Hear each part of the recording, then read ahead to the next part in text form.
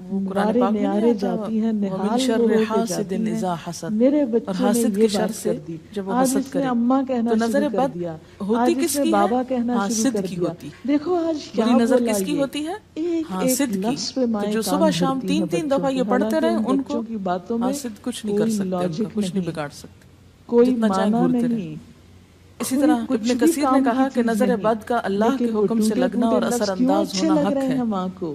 اس جب لیے کہ اللہ کی ماں بنا کے دل لیتے ہیں میں نا، قل بچے کی اعوذ محبت برب ہے، الفلق، تو یاد قل رکھیں اعوذ جس سے برب محبت ہوتی الناس، ہے اس تو کا آپ نے ایک اللہ کے ایک پناہ لفظ لے لی، اچھا شیلٹر میں آ لگتا گئے آپ۔ ہے۔